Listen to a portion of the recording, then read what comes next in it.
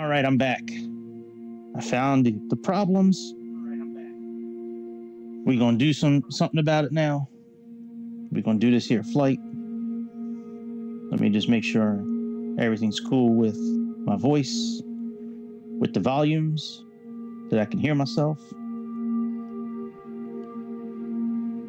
Yep, I'm back. No. Fix your bad antenna, tune in, and I'm gonna enter in it up in your skin like a splinter. All right, so welcome back to the airplane show, bitch. The best damn airplane show you're gonna see on this Sunday. I guarantee it. As long as I'm the only show you watch for airplanes, it'll be the best. So if you were tuned into the one that I deleted this morning, you would have seen that I spent about a half an hour trying to get this damn PC12 to work properly, only for me to figure out that I cannot use that plane right now in Europe. For some reason, that plane will not, the screens will not work in Europe. Don't know why. You know, I have no clue. All I know is that those screens do not work in Europe. And that is frustrating. Because I tried, you know, I wanted to fly this plane to a small airport in Switzerland because it's got a Swiss flag on the back of the airplane. So I was like, well, that'd be cool. Let's bring it back to the motherland. You know what I'm saying? Like, let's bring it back. So anyway, a few of the deliveries have the Swiss flag. So we're going to fly from Sedona, Arizona today to Denver, Colorado. So we'll do a nice little flight. The screens do work for some reason in America. So in America, the screens work just fine. So let's pick a ramp that we're going to leave from. If this is your first time here, welcome. If this is your last time here, welcome to. No, hopefully it won't be your last time here. And by the way, while you here checking out this video, do me a solid and take a half a second and click on that subscribe button and the thumbs up. Maybe leave a comment. I promise you, nobody's going to know that you clicked it. I won't even know that you clicked it. All I know is that I'll see the number go up. I have no clue who clicks what. I promise the FBI, the CIA, you know, and nobody's going to come to your house, knock on your door because you decided to click the thumbs up and click subscribe. I'm just saying. Even if you don't like the video, just do it. All right, let's get this thing set up. So I didn't do my normal deal where I go ahead and set everything up like in Simbri first. I just built this route quickly in Navigraph, and you know that's how we gonna do it. So all right, let's see here. 17. I think I'm landing on 17 left actually. Which runway? 16 left is what I chose. 16 left, Kipper. All right. So here we are in our beautiful PC12. This is a really cool plane. At least I think it's really cool. So I don't know if I really like this livery or not, but we'll stick with it. All right. And we're here in beautiful Sedona, Arizona. So there are no checklists for this plane. Now, when you download the plane, you know, I thought there was going to be a tablet. There's no tablet either. And the videos I watched before I bought the plane has different Garmin system, but that's for PC, not for Xbox. So, but you can go, if you do get this plane, you can go to the website, card or something. I forget the name of the manufacturer, but you just type in PC12 MSFS2020, and like the first link will bring you to a website, and there's like 5 or 6 PDFs you can download, and one of the PDF, they're all useful, well, except for one of them's not useful, but the rest of them are. But you can, it has all the procedures for starting up the plane and all that, but it's a pretty straightforward setup process in this plane. So, all right, let's go ahead and turn this on first. All right, we got that on. Let's go ahead and you off. Don't need emergency power something. All right, battery test. That's good. We can turn that off. Let's make these clockwise. Let's come down here. Put these on normal.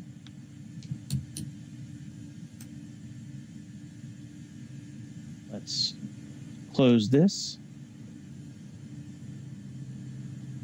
All right, let's go ahead and... I don't know if this airport has ground power for us. Let's see if they have ground power for us. I thought the ATC used to talk. Maybe I turned that off. Yeah, they don't have ground power. Traffic.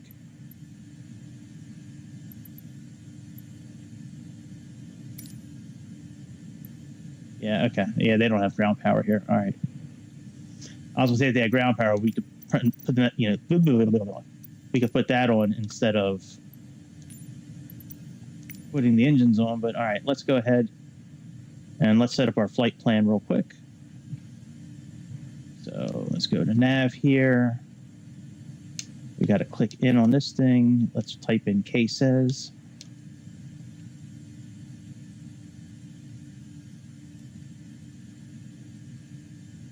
Ksez. Yeah, I spent a little bit of time last night playing with this plane, just kind of getting used to, you know, where some of the buttons were and just some of the processes. And everything was working fine. I forget what airport I was trying it out at. However, you know, today I was trying to, you know, for a good half an hour, I was trying to get this plane to work at Frankfurt, Germany airport, and it just would not. None of the screens would come on, and it's the strangest damn thing. I don't know why this plane works in some areas, and you know, like I didn't think I was doing anything wrong, but and another thing, like when I would back out of the flight and go to like try to go back to the main screen of the simulator here, it would crash the whole simulator. Like it would completely close out the sim. I'd go back to the main screen of Xbox. All right, FLG.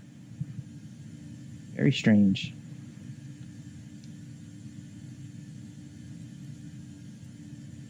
Now, I wish there was a way to enter a highway, you know, an airway, but there isn't.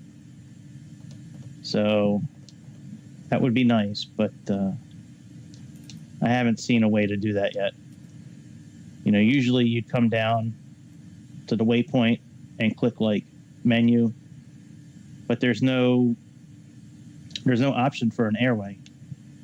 You know, even if you go all the way down, there's just no airway option. Which kind of sucks because, you know, now I have to type in a few different waypoints, which, you know, it's only like 3 waypoints I'm going to type in. It's not that long of a trip, but it would be nice if I could type in. I tried typing the highway in on this line, but it wouldn't let me. So, all right, so we're going to type in LJAYY. So,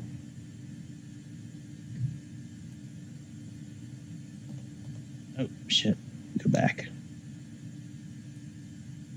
LJ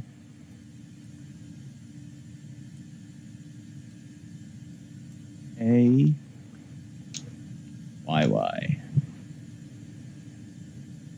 I'm typing in some of these waypoints because from that Flagstaff, Arizona VOR to the beginning of our arrival, it's like 200 miles. So that's kind of, you know, I don't think in real life they'd have 200 miles between waypoints. So we're just going to type in 2 waypoints here to kind of break it up a little bit. H, so we're going to do Humvee.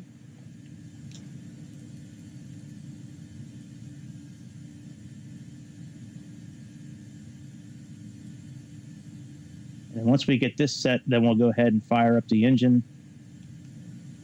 And we'll pretty much get out of here. There's not a whole lot to set up on this airplane once you get the nav system set up. All right, here we go, Humvee. Very good. All right, let's go here and go down and type in Denver. So we have K, D,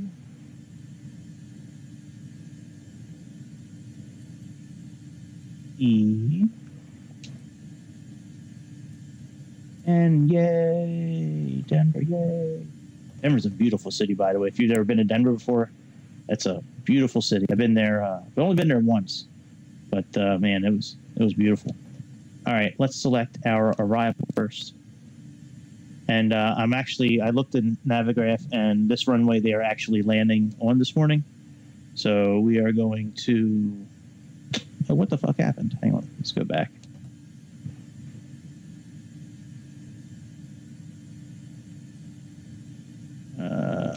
Select arrival. Something's wrong here. Let's go back to the flight plan.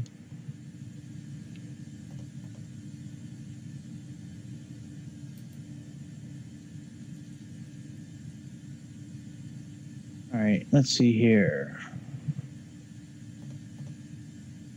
Procedure, arrival.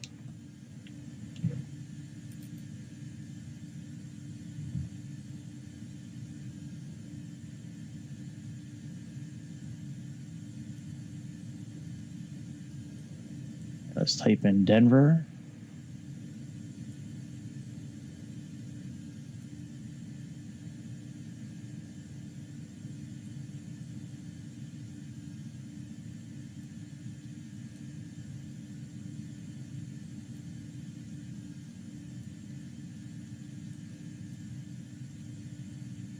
There we go, Denver.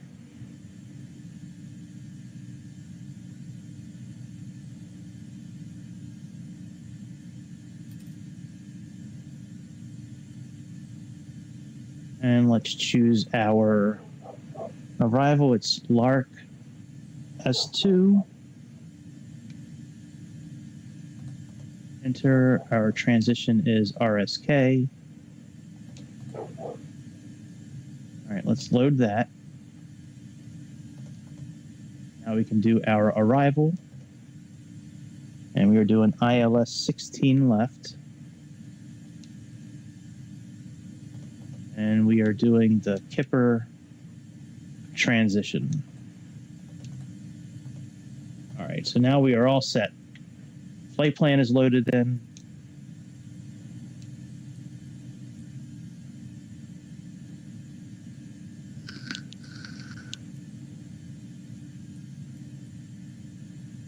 Very good. All right, very good. And all right, that screen will turn on later.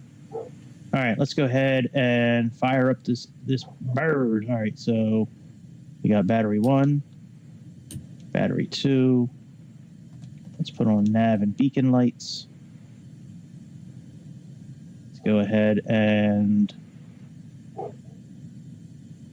do this test here. Make sure all the lights work. Yep, that is all good. All right, let's click start. And when when this NG gets to about 13, we can put on some fuel. So put the condition lever up to ground idle.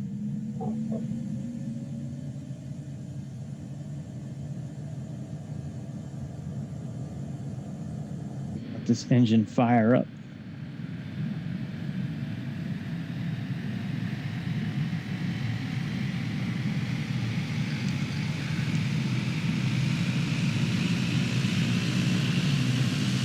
Listen to that thing.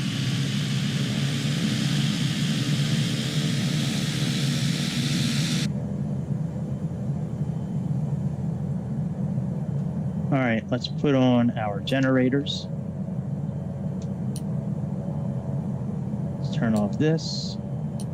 Let's put that. Let's do avionics 1 and 2.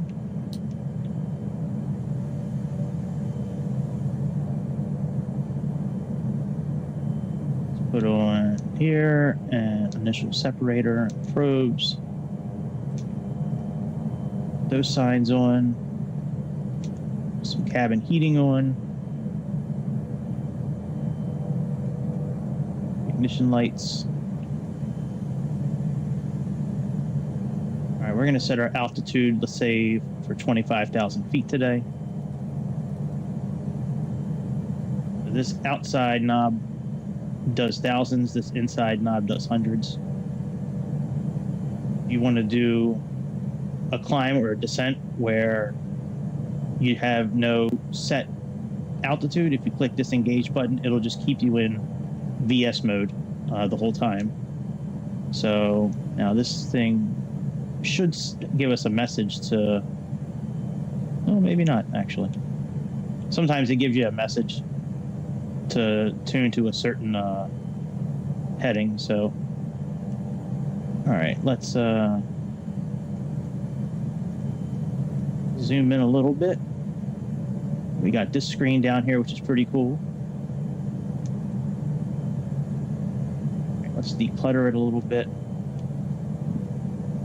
I think this is decluttered right there. All right, we'll do a terrain map. But yeah, this thing has your map.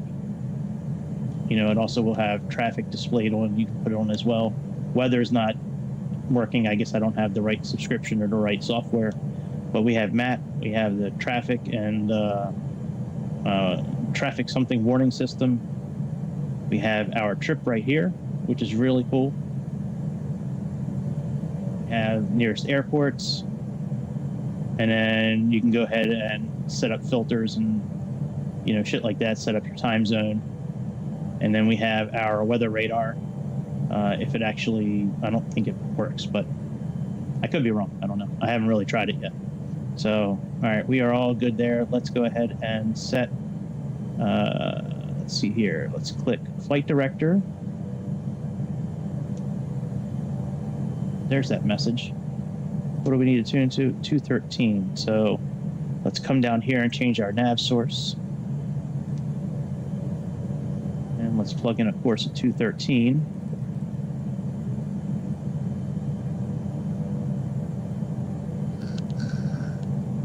I think the layout of this airplane is really cool. Like with the gauges and stuff. I mean, I like it to have a more up-to-date Garmin system, but, you know, whatever. It's all good. So, all right, now that's good. We can switch back to nav.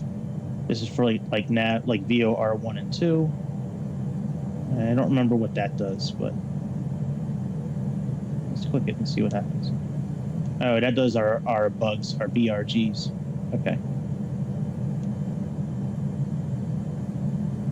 And we got ARC and HSI.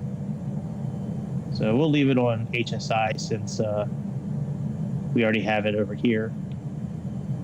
All right, now we can click on message to go back. And let's see here, let's click on nav.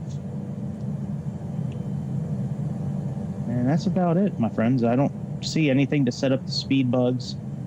I don't really know what a good climbing speed is or a good takeoff. You know, we'll just around around 100 knots we'll pull back on the yoke and we'll see what happens.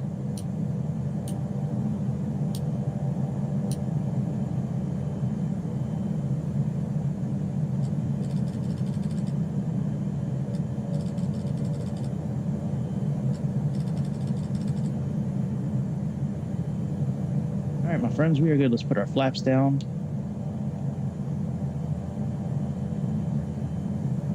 And this is my first time actually trying to move the airplane, so let's see how it goes.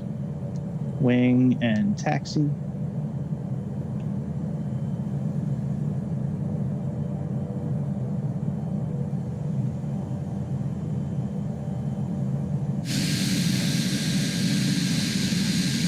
Park and brake should be off now.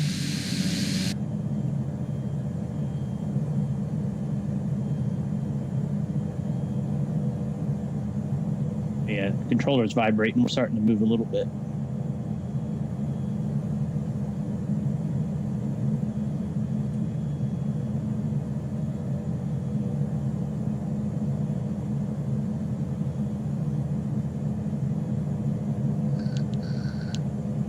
But I've been looking at this plane, like every time I go to the marketplace.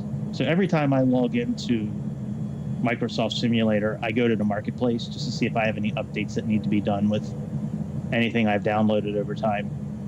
And I've always looked at this plane. I'm like, man, this plane looks so cool. Like the interior looks really cool. And I know this plane has flown a lot, like all around the world. I'm like, man, let me go ahead. And so I finally just pulled the trigger on it. It wasn't expensive.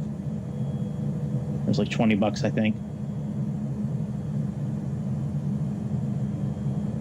I mean, $20, I shouldn't say it. It's expensive, you know, for me. You know, I don't make a lot of money, but, you know, I think it's worth it.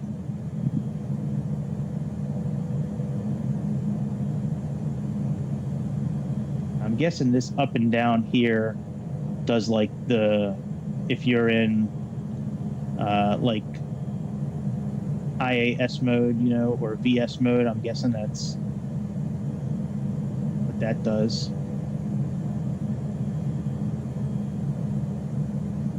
VS mode is here. I'm guessing that up and down arrow is what works it. I can look at the PDF, I guess, when while we're in the air. We have a whole PDF dedicated to, it's like three or four pages long. It's dedicated to that system.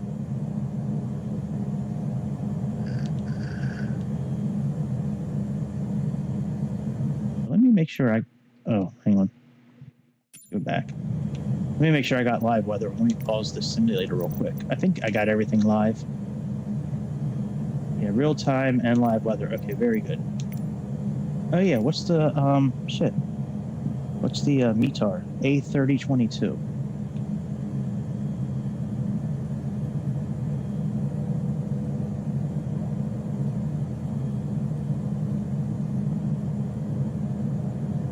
Right, and decision height is right here. So can I push in on this to turn it off? I can't turn it off.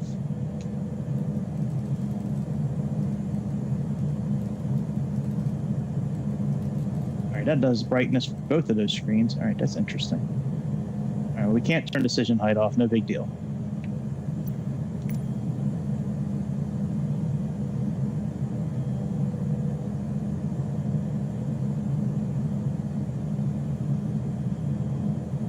All right, and let's go ahead and stop here for a moment so we can turn on our landing lights. Take off and the strobe lights.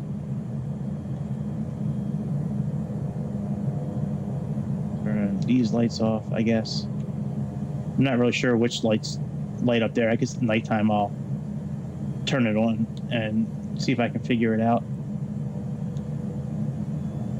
All right, let's take off.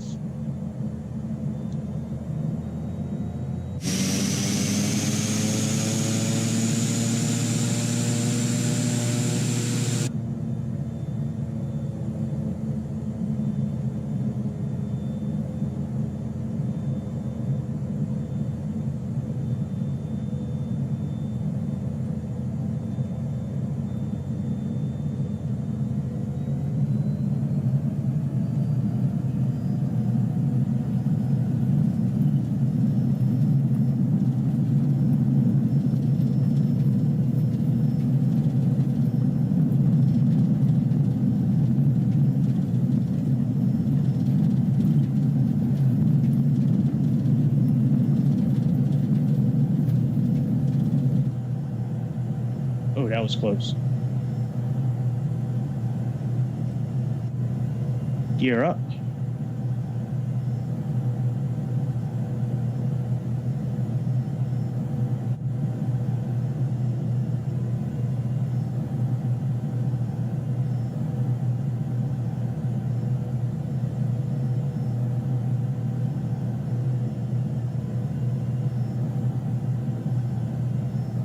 Flaps up.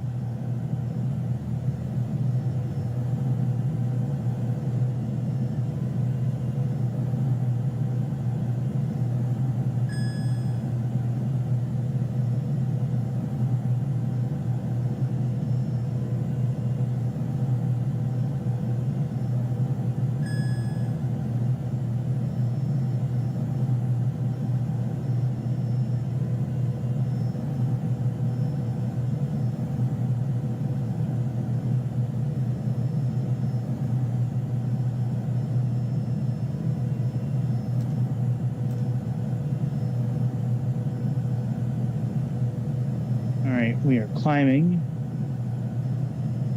I'm not sure why that went off, but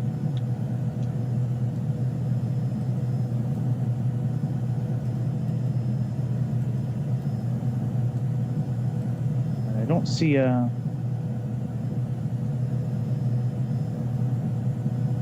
mode for. One second.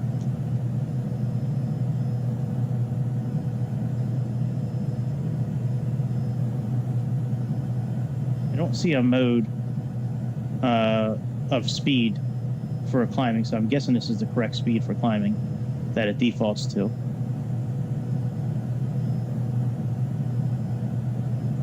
Try increasing the throttle a little bit again and see if I. Oh yeah, that's maybe why I got that.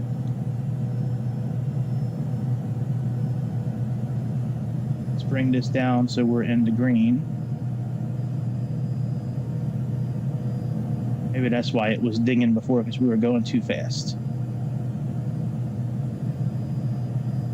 That would make sense to me. All right, let's turn off our landing, taxi. All right, that's all good.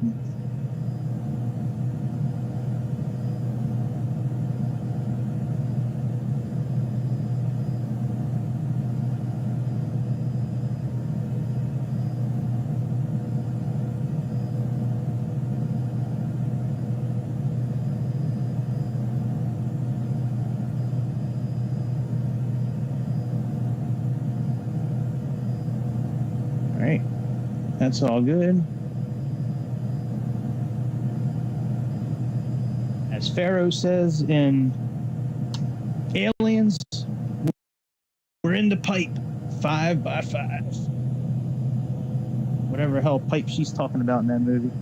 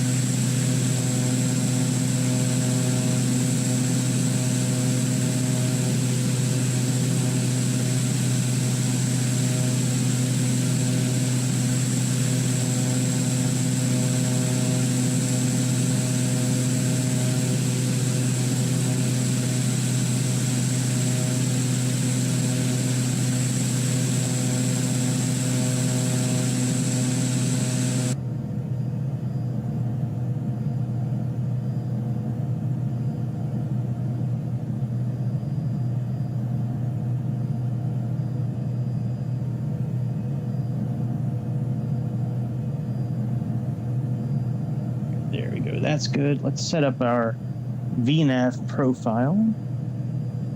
So let's look at our landing.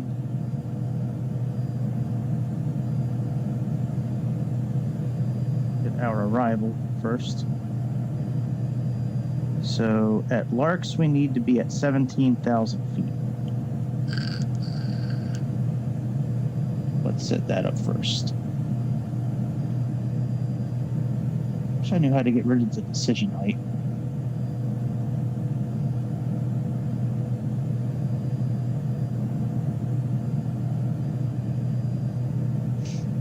Oh well, maybe it's always on.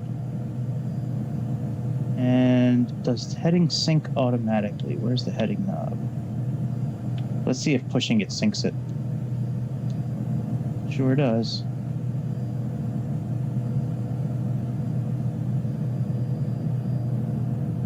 I guess these are not really supposed to be on auto, so we'll put those on.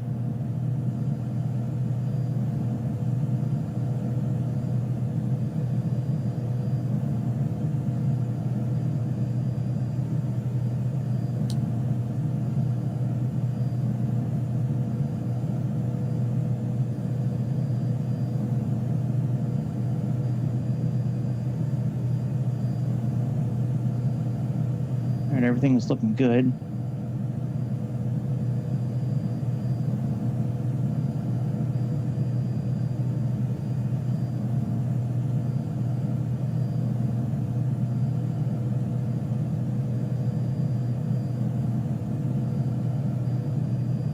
let's set up. Let's go one more out.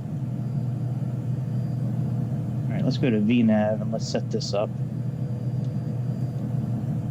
The target altitude is 17,000 feet.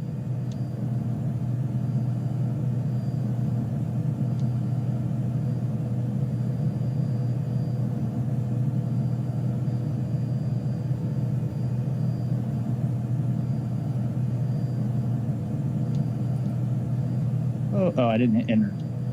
Damn it.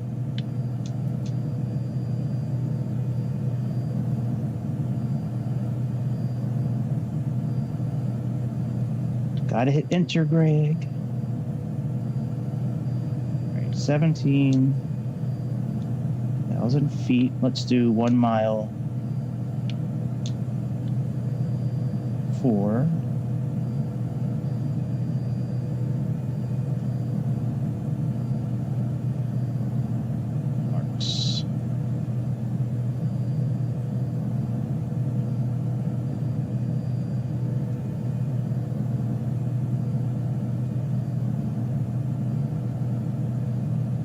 Do like, I guess let's do like 1,200 feet.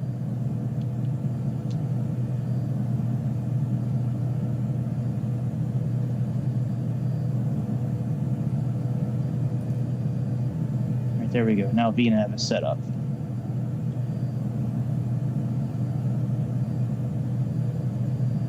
All right, let's go ahead and switch to standard pressure.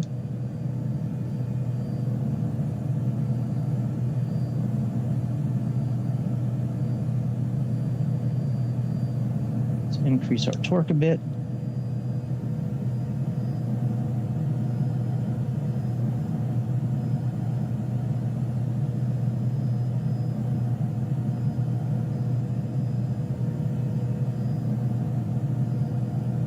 Let's keep that ITT in the yellow.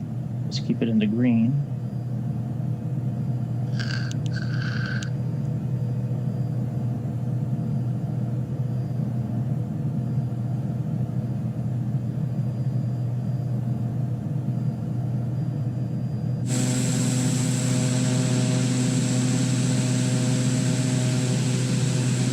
Right.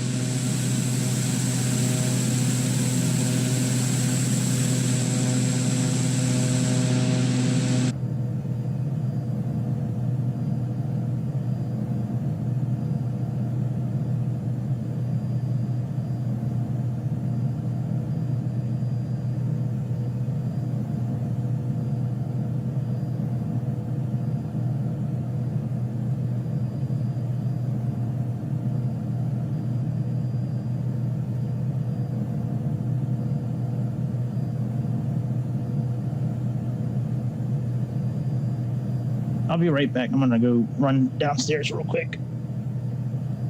Let me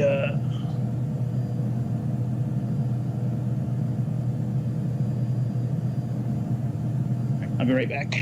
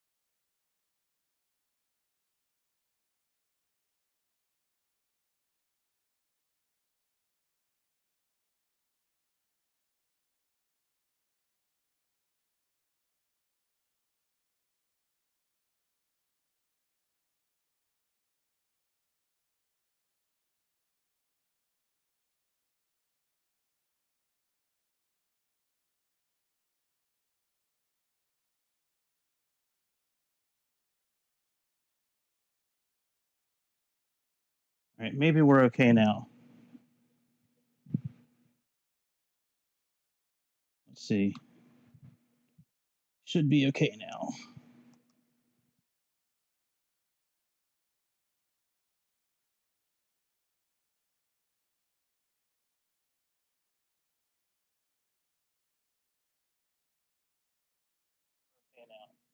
Yeah, we're okay now. All right, let's continue. All right, so if you didn't hear anything I just said, I guess you didn't because you didn't see the video. So anyways, I went downstairs, grabbed what I needed to, came back upstairs, and noticed that the power plug on my laptop was not really plugged in very well. Now, the power plug itself was perfectly fine. Somebody in my house borrowed this laptop, and when I took it back, the input for the power plug does not really work that well. So when I was trying to make sure it was in, I wound up pushing against the power button as well, and I almost shut down my whole laptop. So sorry for that little bit of a, pause for a few seconds, but yeah, it went to the shutdown screen, and I was able to stop the shutdown. But with that, it shut down Chrome, and that's where you're seeing this from. So.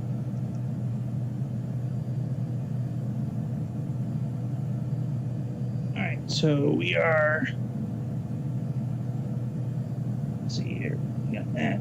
Let's push this up against it, try to keep the power plug in. And power plug is, all right, good, we're good.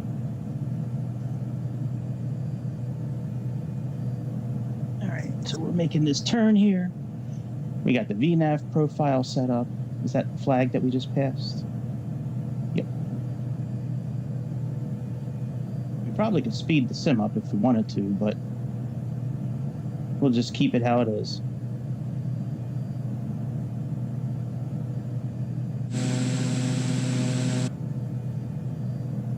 I thought this thing cruised a bit higher than 200 knots, but not. Maybe I was wrong. Yeah, we are almost at the altitudes.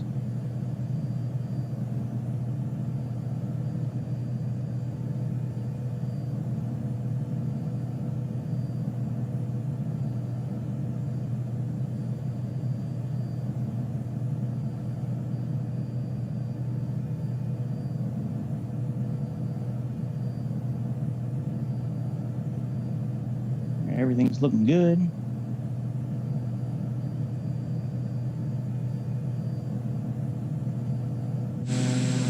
This thing did a really nice job climbing to 25,000 feet, man. Really nice. The speed was consistent. It was around 1,200 vertical feet per minute, the whole time.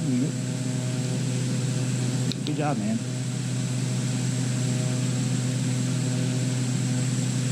I really like the up in the front here. These exhaust, I guess they're for exhaust. It reminds me of the TBM 930 that's available in the simulator as well. They got a very similar setup in the front there. Kind of gives it like a little bit of a face, makes it kind of look like it's kind of angry, or it's got some sort of a mustache. There's Mr. Airplane with his whiskers.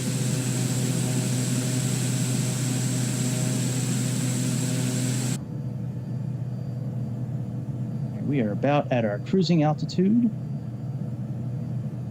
and then we'll figure out which power setting to kind of keep this plane at. I don't really know what exactly where to keep the lever, so we'll play with it and figure it out.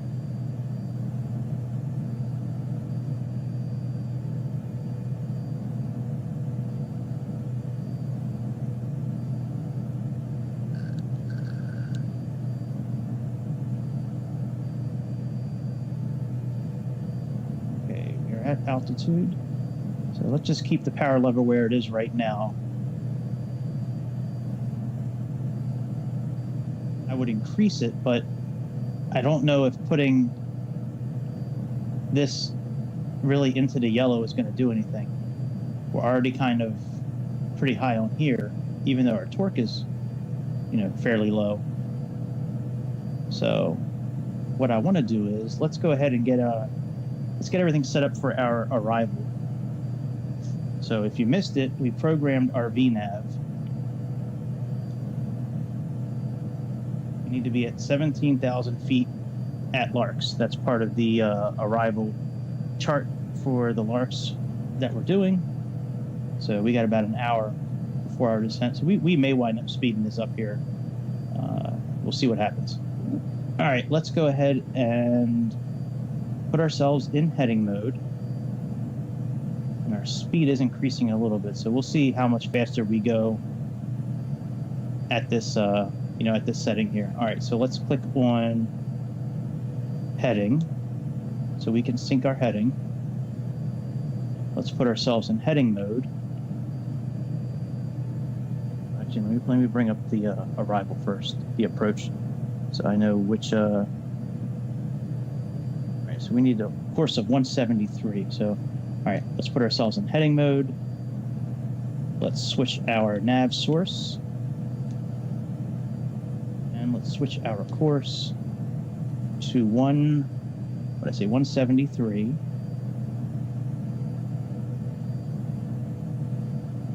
There's that, and our decision height is 200, so we can leave that alone. So, all right, so we are all set for, now we'll program the frequency here momentarily as well. We don't really need to do that just yet, but at least we can get the course plugged in. All right, let's do nav. I don't see a VNAV setting, so I think what we do is we'll click that IAS button as well to descend, and we'll just adjust the throttle as needed during our descent, kind of like some of the other planes that we fly. And we might as well, I guess we could set up our localizer now as well, so let's see how to do that. I would think you need to push on this button. Yep. And it's 111.11. It's the same as Innsbruck. All right, so 111. There we go. And we can probably push this to switch it. Yep, there we go.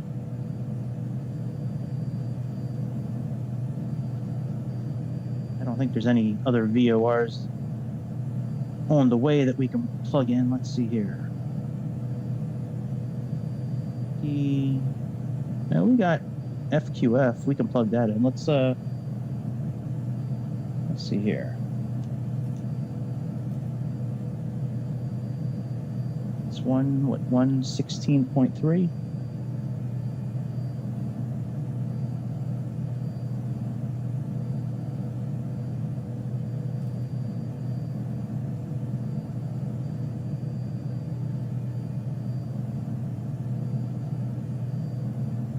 That's not the name of the one that we're going to, but we can leave that in. Now, I don't really know how to program in a secondary VOR, like VOR2.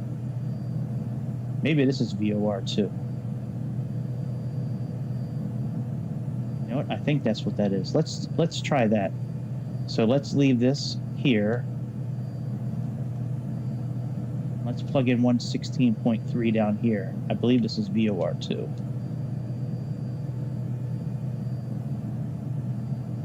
16.3.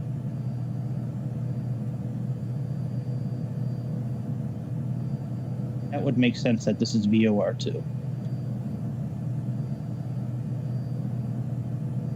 And let's set up our speed. Let's do all right, VOR2. Let's leave that and see if that captures it.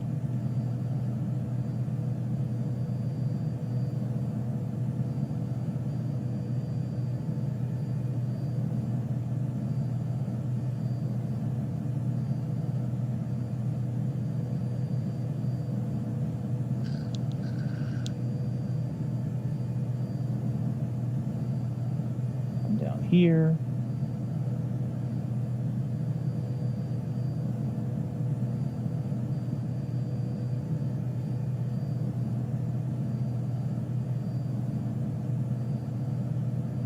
Quite some time, that's for sure. Kind of tough to see. Even when you make it bright, that's still tough to see. I don't know if I like that with the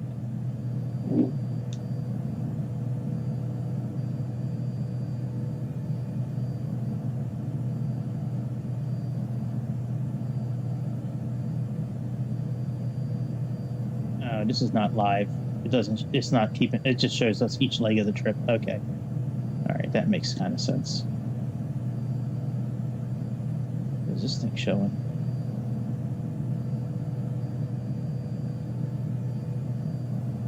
Oh, something's not correct.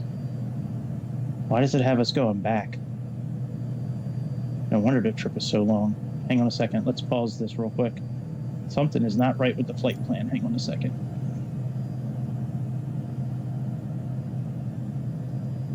I could probably activate the arrival now, to be honest with you. Let's try that. Let's try to activate the arrival now.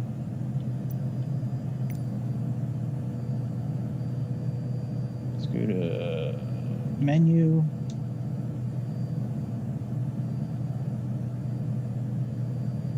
Select arrival.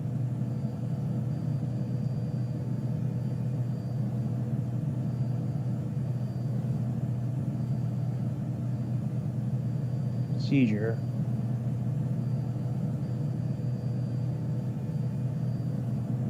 I guess we can't activate the arrival just yet. Let's see here.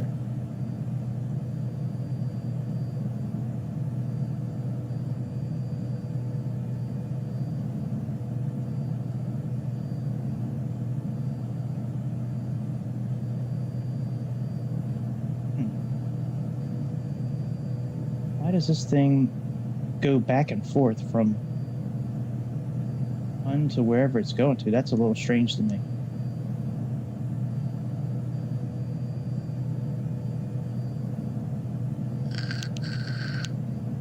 It should be going from Hutton V to RSK.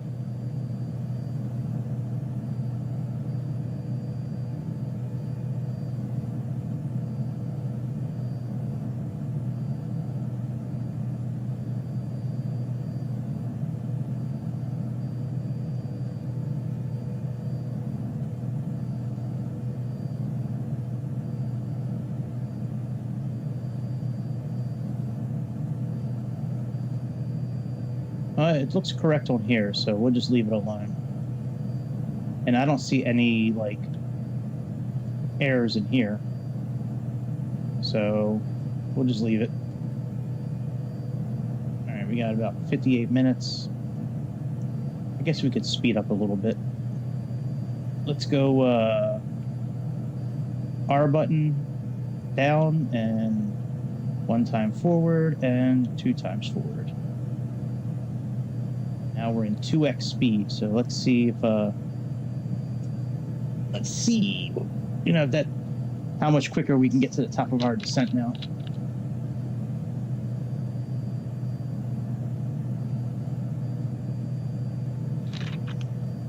So, just to recap, I tried doing this flight this morning. I tried doing it from Frankfurt, Germany to some little airport in Switzerland. I forget the name, but it's one of the ones they did here in the simulator. And for some reason in Europe, and I tried a few airports in Europe this morning, none of the screens would come on in Europe. Very strange. However, and then when I went to quit the flight to go back to the main screen, it would shut down the whole simulator, put me back to Xbox, you know, screen ball game. So I decided just to try an airport in America. So I was like, well, I like Sedona Airport. That's a little airport. A lot of private jets use it. Let's try that airport. Sure enough, everything worked perfect in Arizona. And when I quit the simulator, like quit the flight to go back to the main screen of the simulator, it did not shut down. It went right where it was supposed to. So for some reason, this airplane, at least right now, does not want to be flown in Europe. Or at least the airports in France, Switzerland, and Germany that I tried this morning. So I don't know why, but that's the case. we're doing a flight now. Do that one.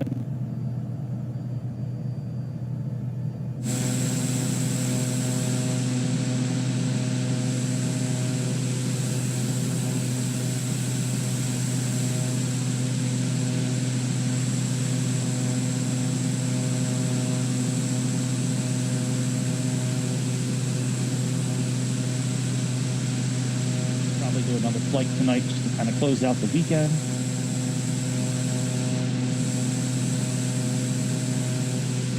Here's our turn to RSK.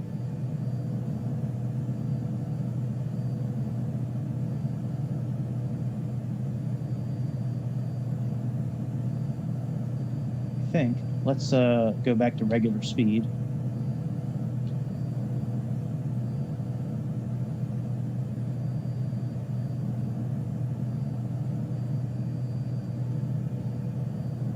Getting ready to make this turn, so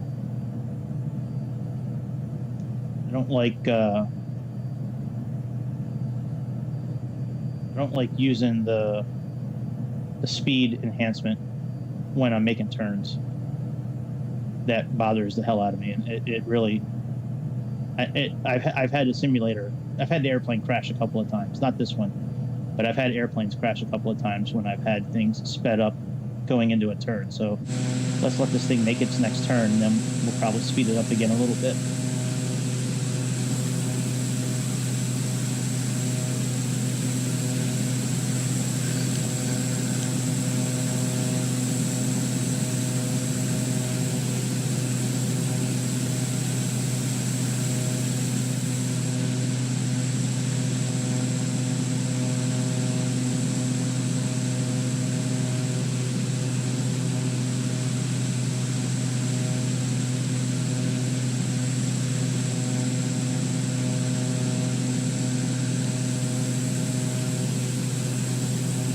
We have live weather and live time on, so this is kind of what it looks like right now over this part of America. I think we are over, let's look at let me go to the map on Navigraph. I want to say we're still over Arizona. I might be wrong. Alright, we're getting ready to turn at Hunvee. Yeah, we might be in Denver right now. I mean in Colorado. No, we're still in Arizona. Okay. Looks like we cross over.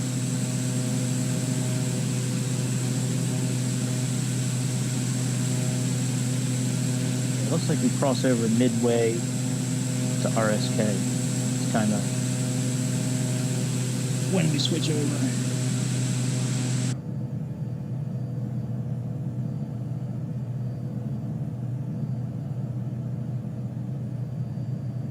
Here's our turn to RSK.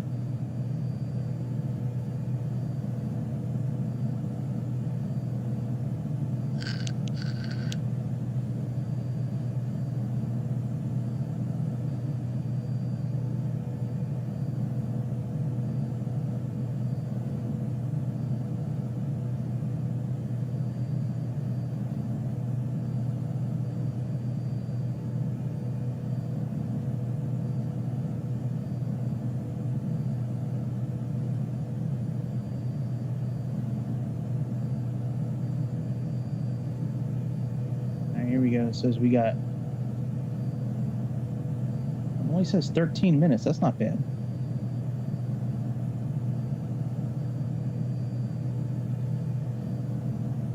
All right, so we're on our way to RSK. Let's see what the VNAV says. We've got 47 minutes to begin our descent.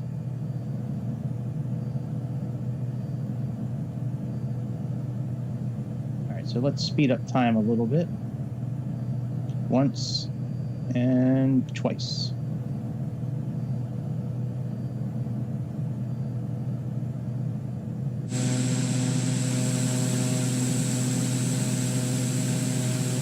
That's really wild. I guess that's snow.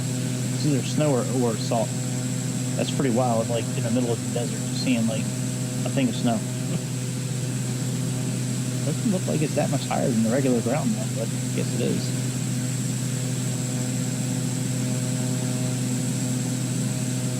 Oh yeah, well I can see the height difference there.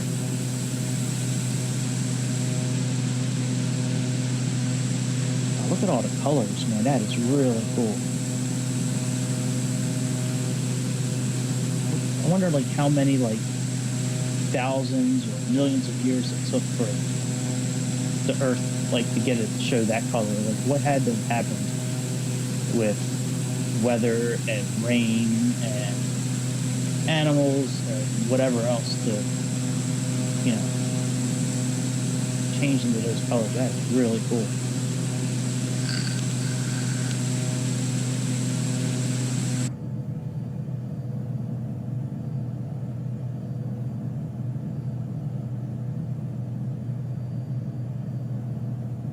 When we get close to RSK, we'll put it back in regular speed.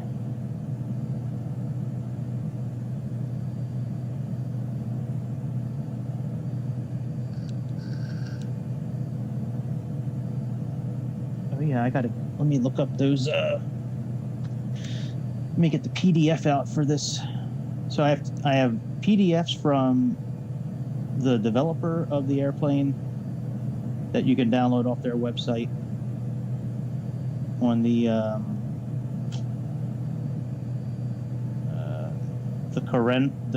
Coronado website. And then I also found like an 1100 page PDF today, like an official one, like in real life. But let's look at the electronic flight information display system. I think these up and down buttons here, I think this adjusts like VNAV, you know, things like that. So, ooh, we're getting close. Let's push in on R and down once and down again. All right, now we're in regular speed. Got some weather, it looks like, coming up. Let's check out VNAV. So now we're a half an hour. All right, that's better. Now, weather doesn't seem to work too well on here right now. It just clicks on and off, so I'm guessing that you have to have some sort of subscription service for that.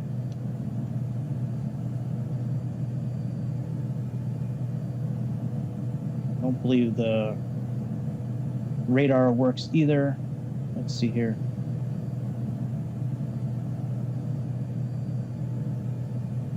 Yeah, I don't really see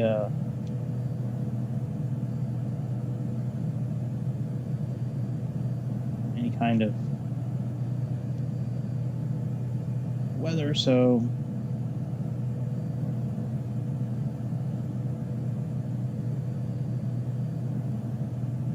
there. All right, so yeah, we got autopilot. Yeah, those are vertical speed selectors up and down. That's what I thought. Soft ride is inoperative and test is inoperative.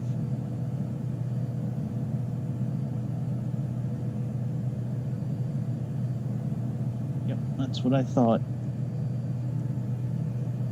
Vision height selector, we got that. We got heading, screen brightness, range, HSI. Yep, that's all good. And okay, so the altitude pre-selector, if you select VSENG, the aircraft will climb or descend to the desired vertical speed and will not stop at any altitude. Oh, that's interesting. So I could put it in 1200. If you choose to use IAS mode, select the desired altitude, press the IAS button, and on the autopilot panel to arm the target altitude, then use the up and down buttons to set the speed at which the aircraft will reach that altitude. Okay, that works. When it's time to descend, we'll push the IAS button and program the right speed.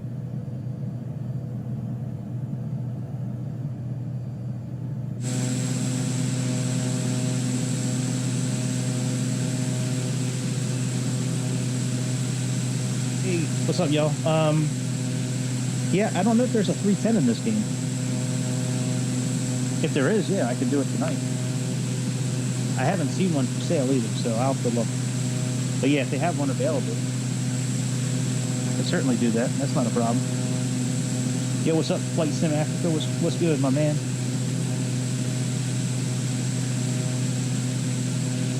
I guess you're not. I shouldn't say my man, but I say my man to a lot of people, so if you're a woman, I'm still going to say my man, so. But yeah, what's up, y'all? Let me look up a Cessna 310. I don't even know if I've heard of that before. I have like a handful of Cessna planes. Cessna 310. Oh, that's a cool looking plane.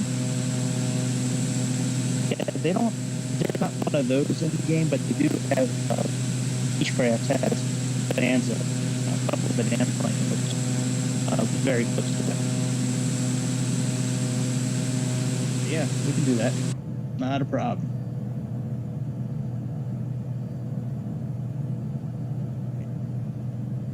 This is the first time using this plane in the air. I tried it this morning, but I couldn't get the screens to turn on. For some reason, in Europe, well, the parts of France, Germany, and Switzerland I was in, none of the screens would work. But I went here to Arizona, and the screens worked just fine. But yeah, if you look up, if you go over to Google and look up like Beechcraft, Bonanza, G58, or G56, one of those two, and then the B58, those are the two that we have in the game that look like that Cessna. And there's a Diamond Air DA62, which looks very close to it. But yeah, there's no Cessna 310 that I've seen in this simulator.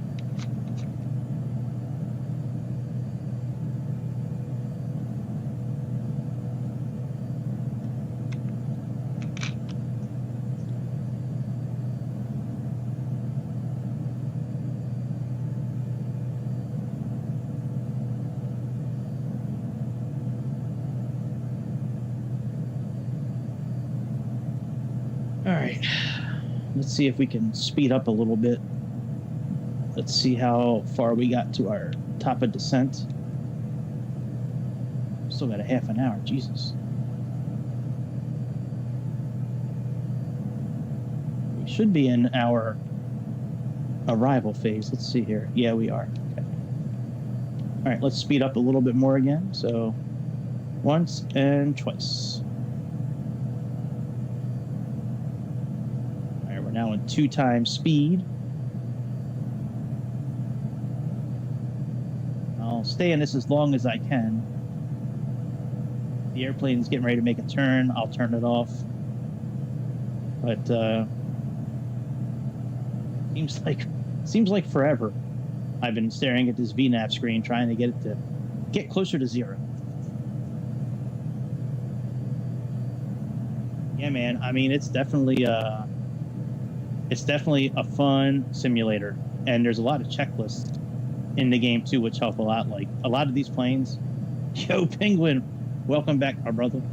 Yeah, there's a lot of checklists. Like a lot of these planes have these checklists. This one doesn't have it, but it'll like walk you through like how to start all the planes and what to do. So I mean, like if it's your first time in airplanes, you know, it's pretty easy to walk through a lot of these planes, but. Yeah, I picked it up on sale on Xbox about 2 months ago, the premium version. They had the premium deluxe version on sale. It was like 30% off or 40% off, so I bought it.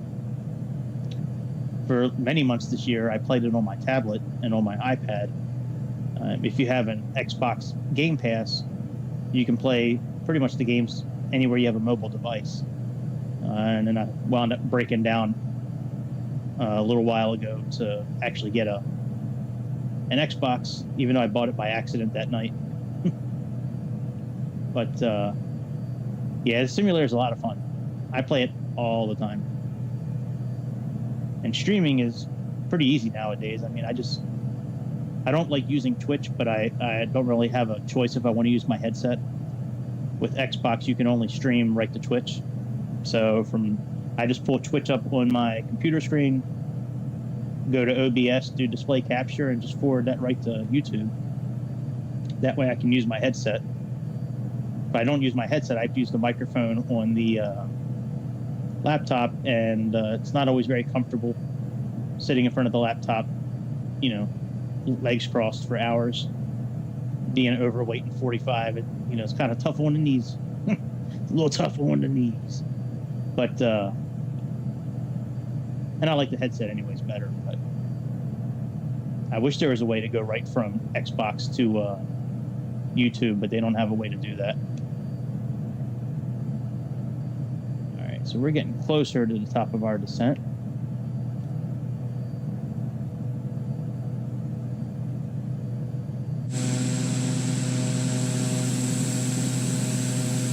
I'm not really sure the best way to descend at this point. I know I can do IAS mode and do a certain speed, or I can do vertical speed mode.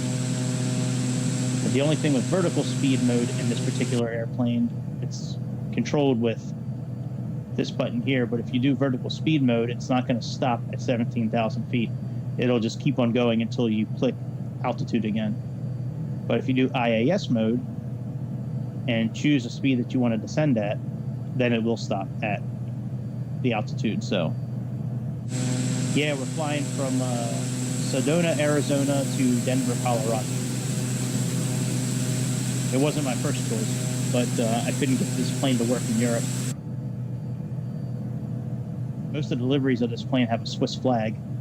So I was trying to use, you know, I was trying to land at an airport in Switzerland. And so I looked at all these different airports in France and Germany and Switzerland to take off from, but none of these screens would turn on. So I went here, and it seems to be working okay now. All right, so we still got a little bit of time.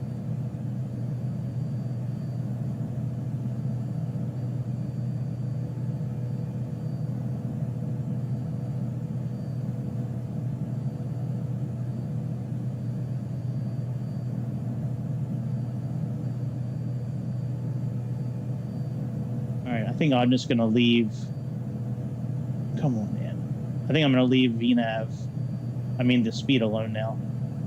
Because we're starting to get into some areas where we're going to be making turns, and I don't like having it sped up when I'm making turns. Oh, that's cool, man. Like in real life, you go be flying? That's dope. I wish I could fly a plane in real life. God, I'd give almost anything to be in pilot's school. It's cool though, if you're flying a plane for air cadets, that's pretty cool.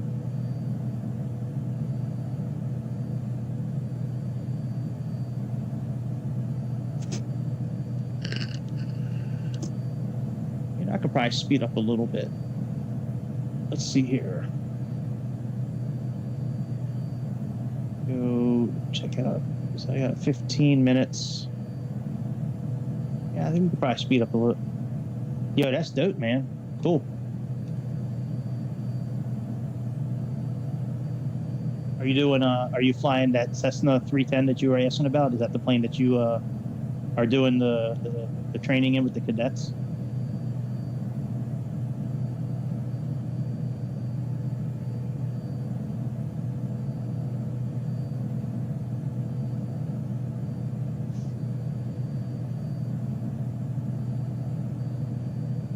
See where we're at in the VNAV situation.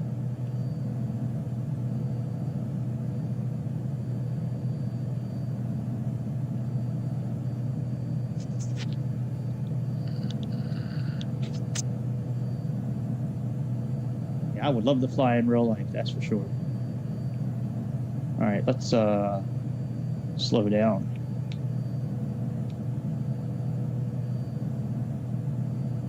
Now we're in real life, I think.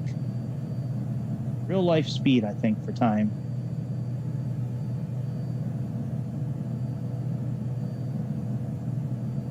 Yeah, so the jets that I have to my disposal at the current time, so it comes with a 747, which is okay, and it comes with a Dreamliner, the 900 series, a 787-9.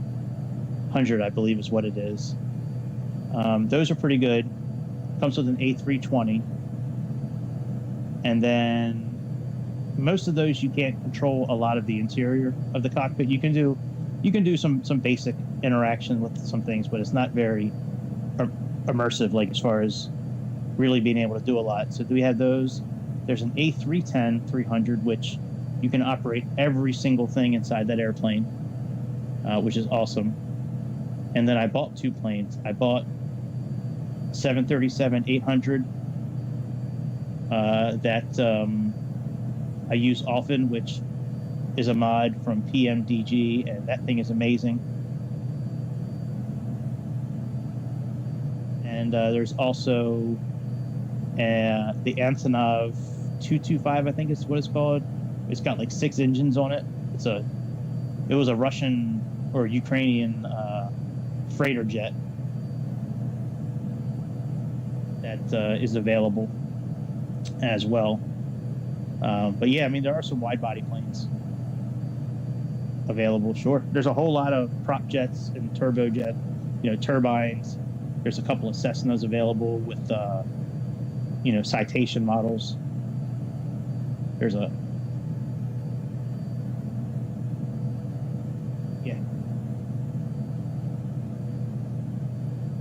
Grob 2-door TMK1. I'll have to check that out when I'm not flying. I'll have to check that out. That Grob 2-door TMK1.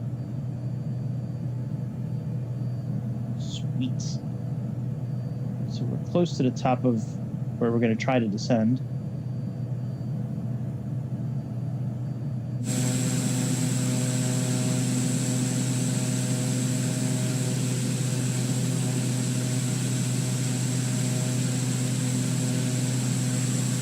Antonov is a fun plane to fly. I mean, that thing, you can load up in the simulator. You can load up like three helicopters, a huge train, like 2 or 3 fire trucks. Like, you can load up a whole bunch of shit inside that plane. The only thing with that plane, though, is pretty much every button and switch in that plane is in Russian.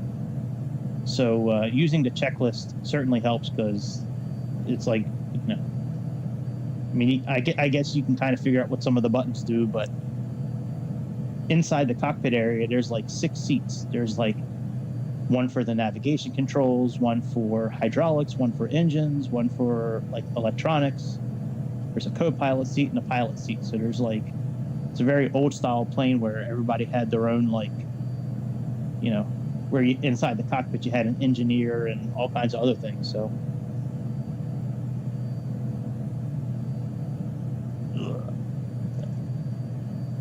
Stretch my legs out.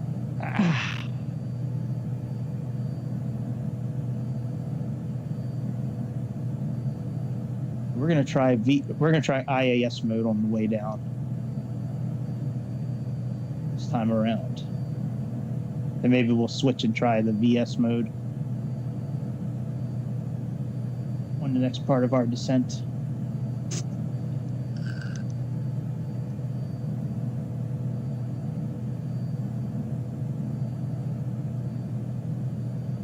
That's very odd that this plane, I wonder if it does in real life, this plane, when you're doing VS mode, that it doesn't stop at a certain altitude. That's strange.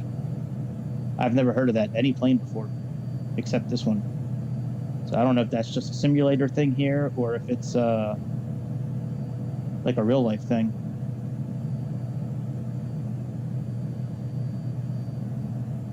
All right, so let's click IAS.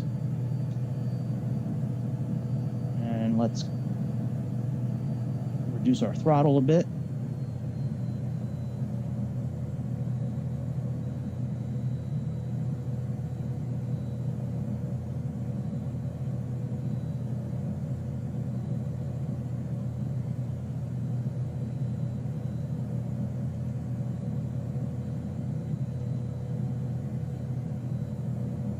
I don't see where the speed shows up, though. The instructions said you can click on this, and and adjust your speed, but I don't see where.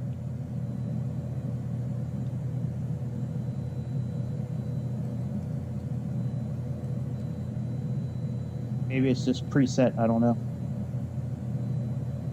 But we're descending pretty good right now. We're at 1200, which is what we wanted, so. All right, now after Larks, let me look at, I don't think there's any more height constraints after 1700 feet. And let me pull up the METAR for Denver as well. All right, so on the arrival chart for Larks 2, there's no other height constraints. And that's for turbojets, but where's the flash?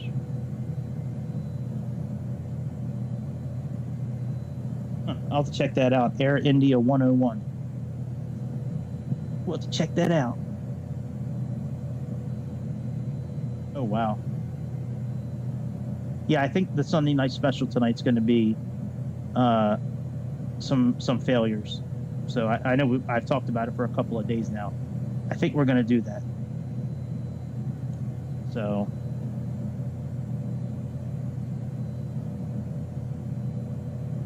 yeah, I'll check it when I'm done this flight. I'll check that out. That sounds interesting. For sure. All right, let's go to VNAV now. Let's reset this up. So we need to be at 1,200, 7,000 feet.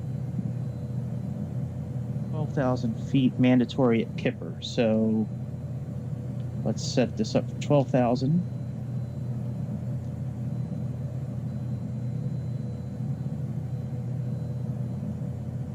Mile before Kipper.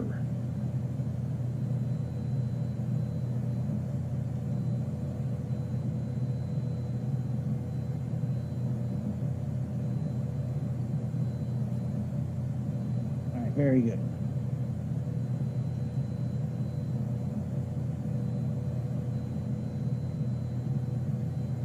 Now we are going to be flying without a programmed navigation.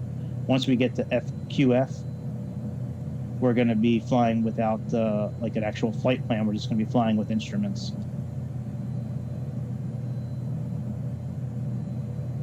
All right, and we are at what is our barometric pressure? 3018. So let's change this to 3018.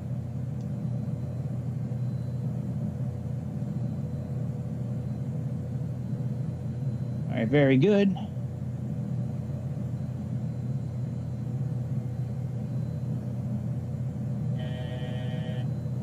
We'll leave the METAR up on the page because in Navigraph, when you leave it up in Navigraph, it refreshes automatically when there's new info.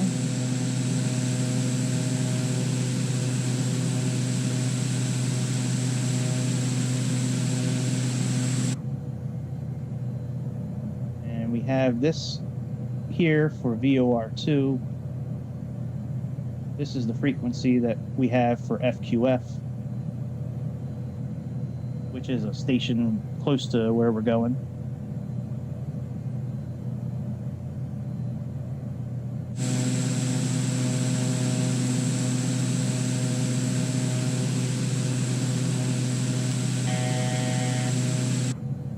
All right, we're at altitude. Very good. Let's bring our speed up a little bit.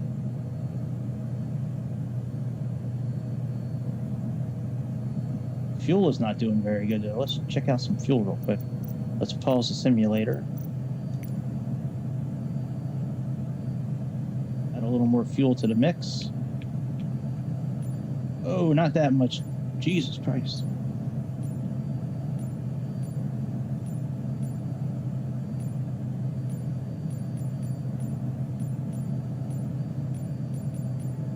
We'll leave it there. All right, and click this again, and now we're good. All right, let's sync our heading up.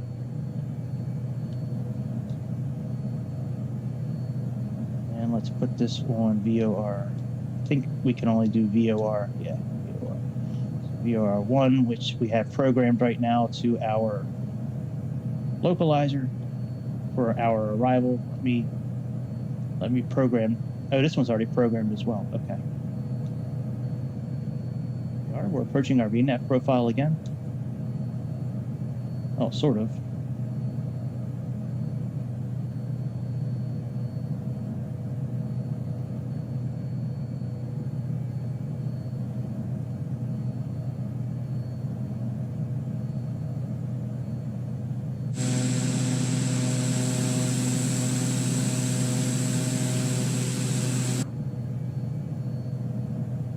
I think I'm in regular time. I don't think I'm still sped up anymore. Just the VNAV countdown is really fast.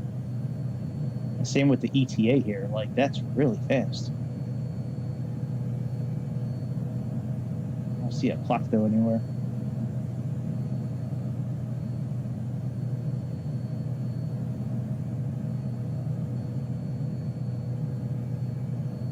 Oh yeah, we're still sped up, I think.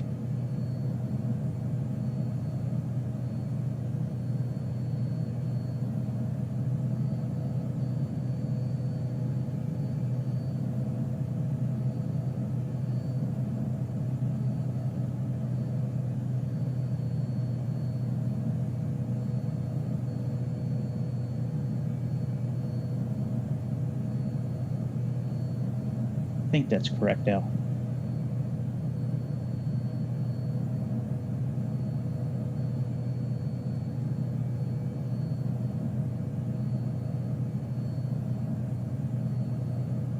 It looks closer to real time. Let me look at my watch and count it. 3, 1,000, 4, 1,000, 1,000. Yeah, we're in actual time now. I didn't know I was sped up during that descent. That's interesting, though, that it allowed us to do it.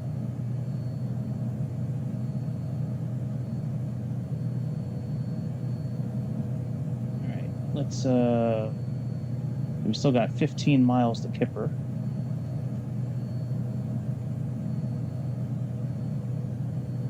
I'm sorry, we got 14 miles to FQF. And our speed is okay.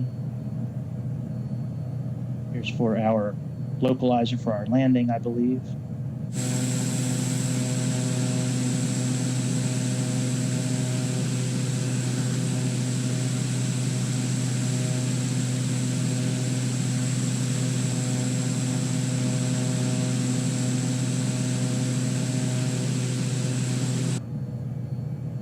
You know what? Actually, let's flip over to heading mode now. Actually, let's activate heading mode, and let's click altitude. We'll leave ourselves at this altitude right now. Let's switch nav source. There's nav 2, which is, I'm sorry. Here's nav 2 right here. All right. And just stay the course here. FAQ. Looks like our glide scope's already starting to kind of come into play, which is very nice. Let's program our altitude that we're going to go down to. So let's plug in 12,000 feet.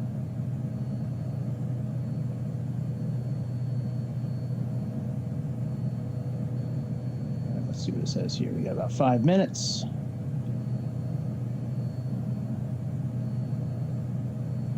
Because we need to be at 12,000 feet at Kipper.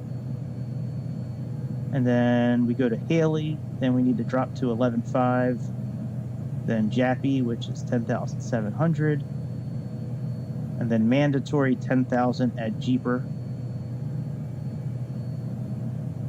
Then From Jeeper, we should be pretty close to capturing the localizer. It looks like the localizer captures at, well, on this chart it says 7,000 feet, about 4 miles out of the airport, but we'll probably wind up grabbing it before then.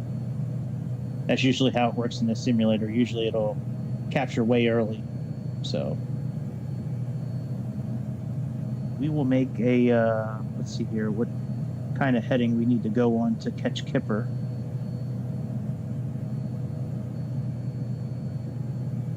That's north. It looks like maybe 60 degrees maybe.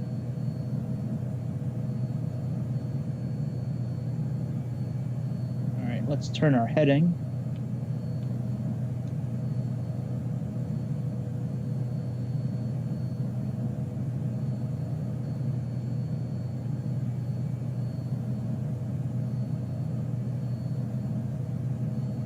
I'm sure we need to begin our descent here pretty soon, right?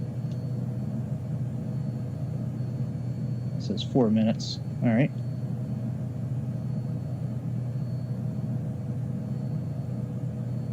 I'm taking it a little wide right now because I don't want to make too harsh of a turn, picking up, you know, our transition to our approach.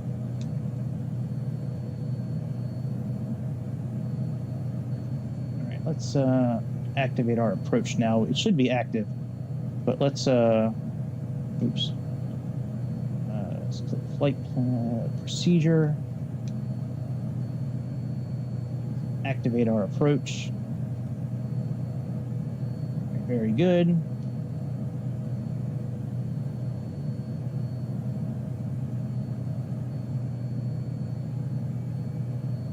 Well, VNAV is no help to us now, so let's go ahead and start descending to 12,000 feet. IAS, and let's reduce our throttle. We can get down to 12,000 feet.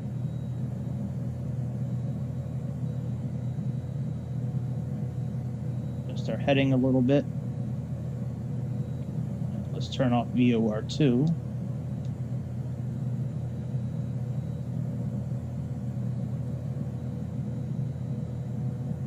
Good, and let's have VOR2 set.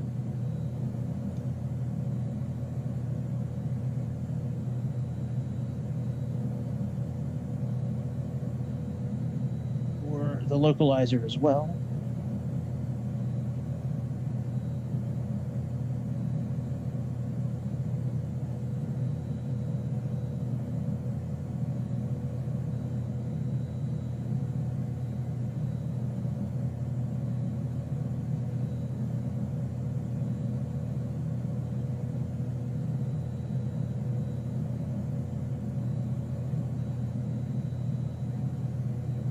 Now that's interesting.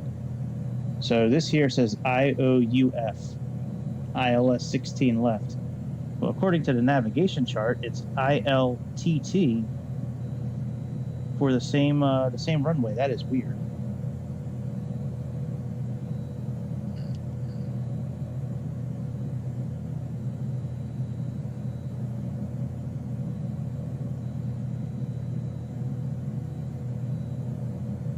Maybe they just don't have an updated name for it in Navigraph, maybe. I don't know.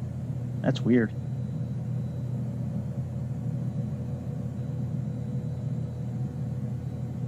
All right, let's adjust our heading a little bit more.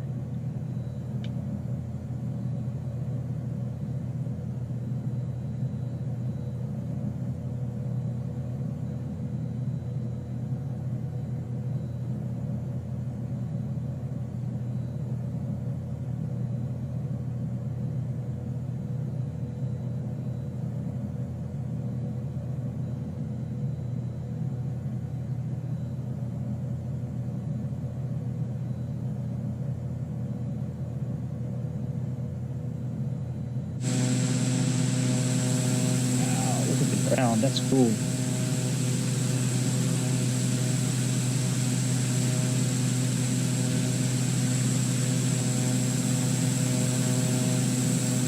Denver International over there.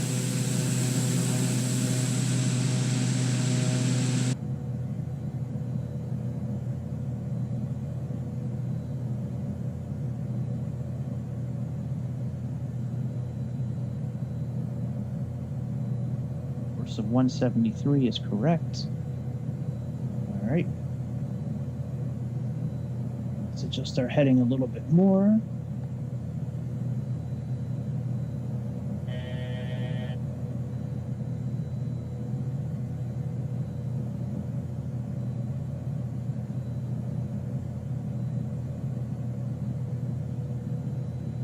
I don't know what flap speeds are. I don't know any of that stuff for this airplane. I could probably look it up, actually. It might be on the chart, actually. Let me see here. Actually, I think it is on the PDFs that they have available. Let me go back to the PDFs that came with the airplane. There was like 6 PDFs that came with the airplane. References.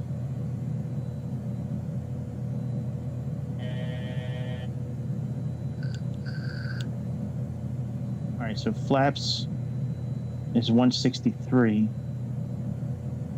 15%. Greater than 15, it's 130. And it looks like, not sure what VREF is. It's got to be below 130.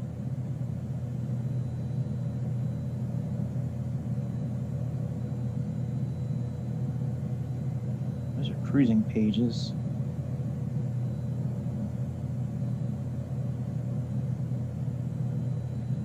See what's under procedures here.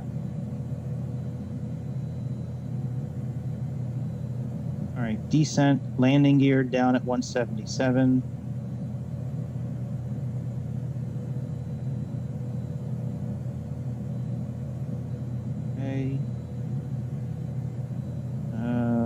Balked landing, climb airspeed is 84. Normal flaps is 130. No, I can't find out what it says for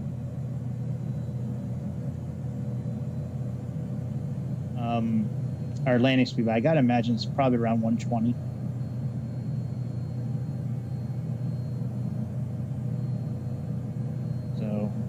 All right, let's plug in 7,000 because that's the altitude we need to get to after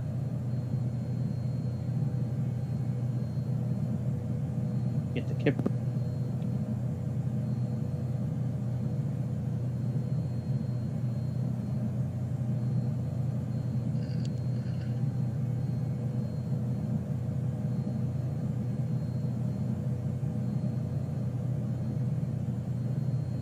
There we go. Now ILTT. Very good. That makes me happy. And I think we'll do VX mode on the way down. We'll try that on the way down to the airport today.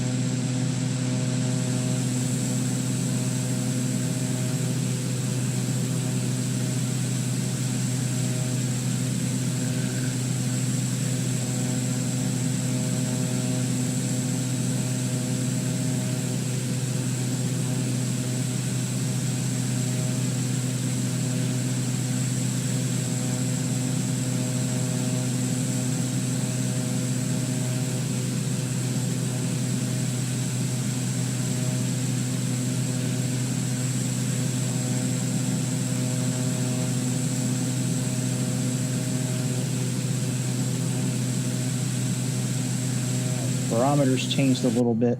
It's now 3015.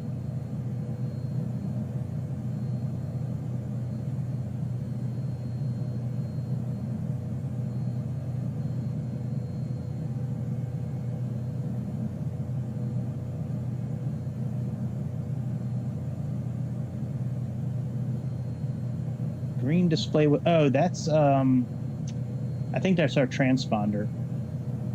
Like if we were in real life, like, and it would be like squawk such and such frequency to let us know you're a real airplane. I think that's what that 1200 is there. This whole this whole thing here is like for identification purposes. Squawk your identity and all that.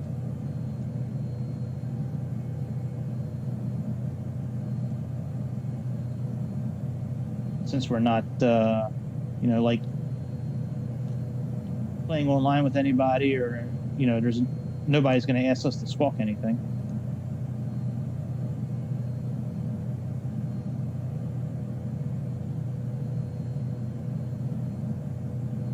Identity, visual flight.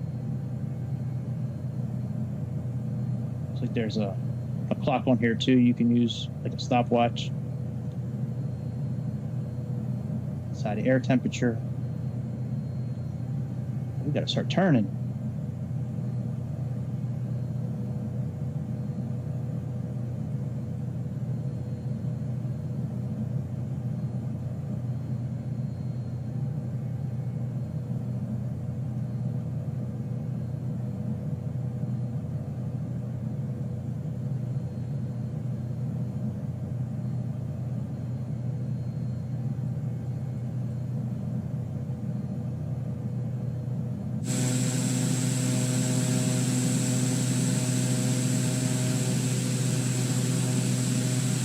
No idea they had this much snow on the ground in Colorado right now. Jeez. Look at all those circles. Isn't that crazy?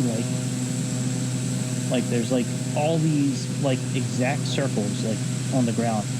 It's very prevalent like out in the Midwest of America. There's so many areas where it's just these perfect circles. That's so crazy.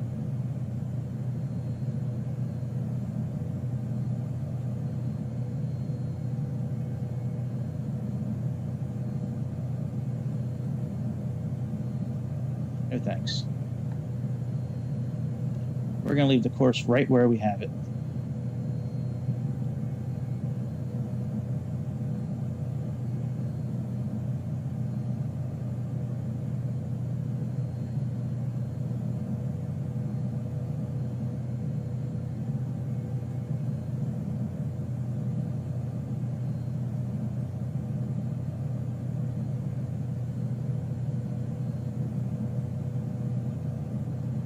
I don't know what those circles are. I don't know if it's farmland or people's houses and shit, but I mean, like, there's so many. Like, if you go to Google Earth and just like look at the Midwest America, like Colorado, Idaho, Nevada, Arizona, like that whole area. There's and Western California. There's so many areas with these perfect circles. It's the craziest thing. I flew from Chicago to Cabo San Lucas years ago, and I remember flying over Midwest America, and I'm like, what the hell, man? Like, that was the first time I noticed all those circles. I think that shit is crazy.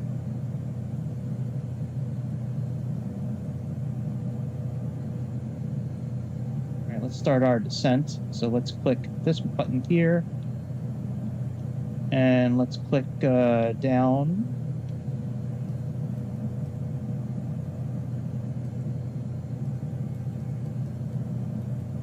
Won't let us go down.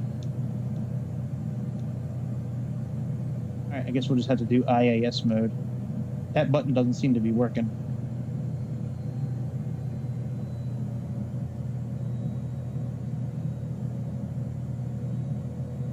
This button here, this up and down button, doesn't seem to be working. So I'm not really sure what the deal is with that.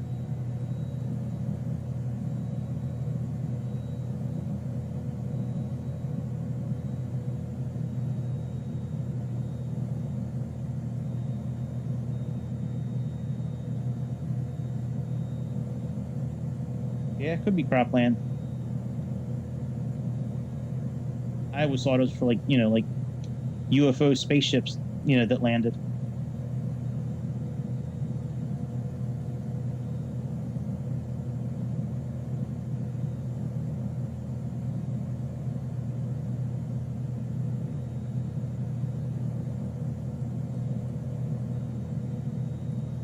Let's kind of make a little bit of a Let's make a little bit of a JetBlue kind of loop here real quick. Kind of coming in at the wrong angle.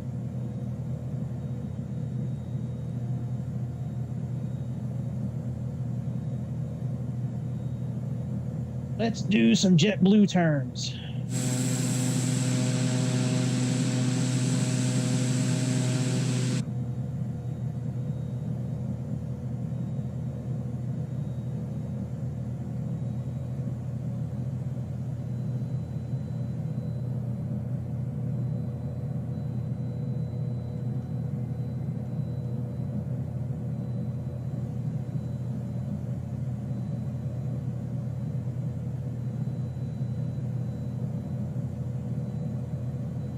Let's start making our turn back towards the runway.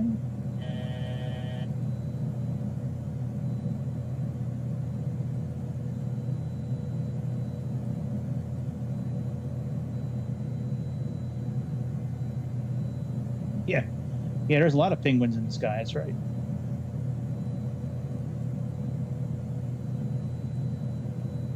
Penguins all across America.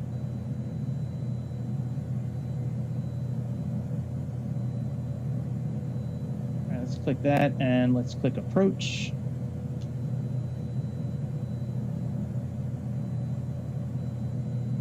Does the approach button even work? Oh, well, it's not picking up our localizer anymore. Maybe we're too far away.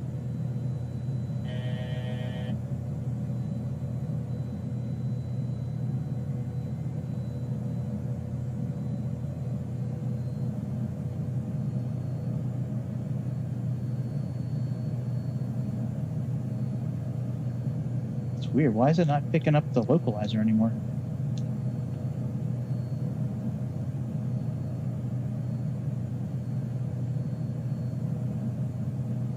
Huh.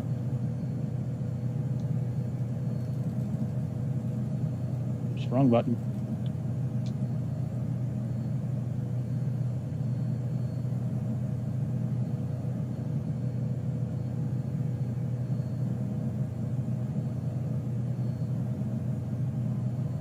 Okay.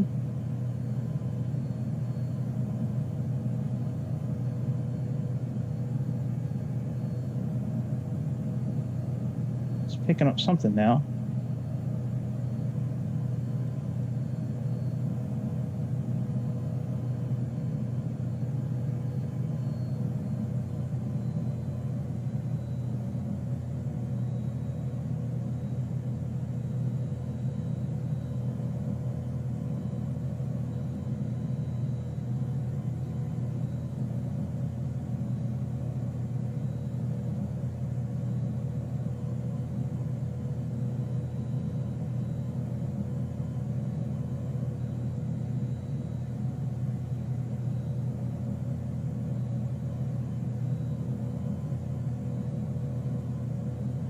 I wonder why approach mode isn't working.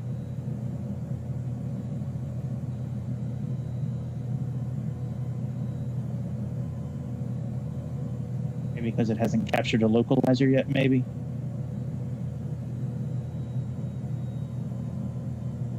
Let's continue to slow down.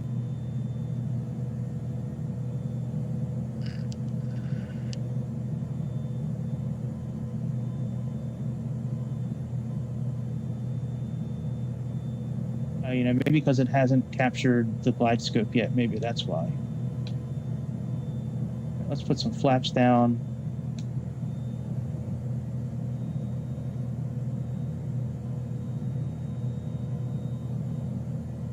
All right. Do your thing. Why is it picking us up on runway 34 left?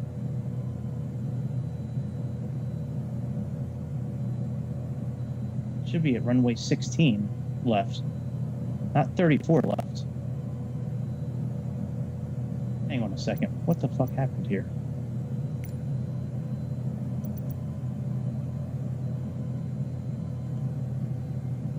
Yeah, I got 16 left in there. Why is it doing ILS for 34 right?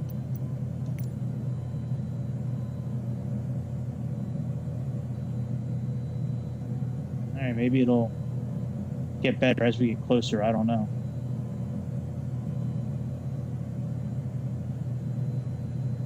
Very weird. Yeah, almost JetBlue flashbacks. Yep, that's right. Flashbacks, that's right. But it was reading correct. Like, before we made our turn back to the runway, it was reading 34. I mean, it was reading 16 left. And we're heading in the right direction. Maybe we're heading the right way. All right, well, let's see. Localizer showed up. We can probably click approach now.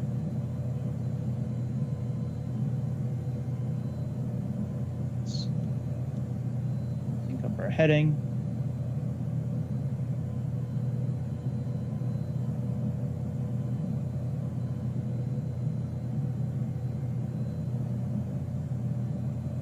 It's very weird. Hey, as long as we land, it's all good. Yeah, I don't know.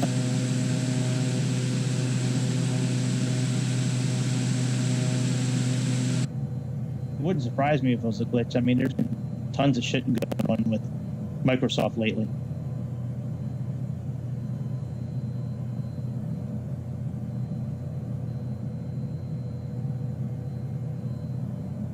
I mean, everything else is correct. Like, the course is correct. You know, I don't know. It's weird. Maybe when we get a little closer, it'll switch to 16 left. Well, I mean, the opposite of 16 left is 34 right. But I didn't think they had the same frequency. Maybe they do. Let me look up the runway. Let me look up 34 right and see what it says here. 34 right is...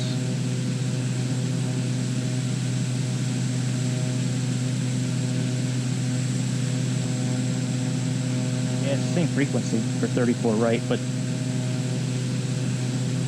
whatever. As long as we land, it's all good. Microsoft can have its glitches.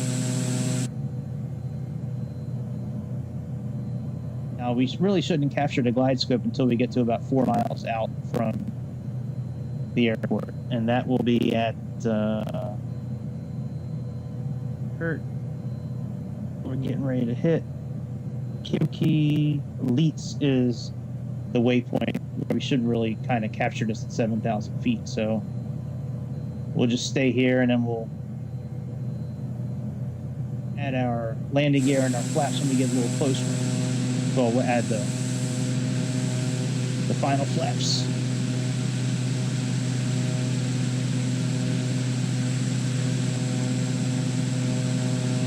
Hey man, I'll put myself right in one of the middle of those circles. Like, I'm not like, it doesn't bother me that there's like circles. What bothers me about all this is that, and maybe it's just a conspiracy theory, or maybe I'm just nuts, but like, there's so many perfect circles. Like, seriously, if you go out to, like, especially like Western California and I'm sorry, Eastern California, like where it butts up against Nevada, and Northern Arizona, Southern Idaho, and all that, like, there's hundreds of these perfect circles. I mean, how many farmers really have, like, did a group of farmers get together and say, hey, we're just going to make perfect circles? I mean, like, somebody had to design that. And it's like, well, maybe it was just alien spaceships that a long time ago just made these circles when they landed, and the ground just kind of stayed, like, something, they did something to the ground for the ground to just stay in these perfect circles.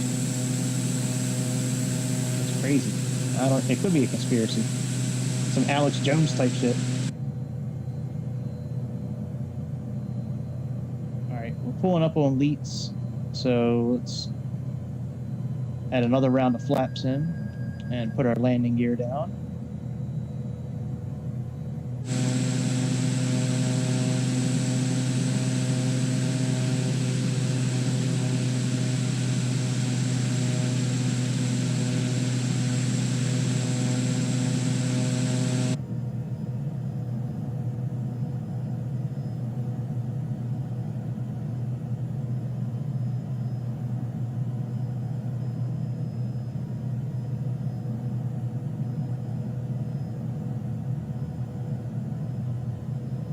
Got flaps full.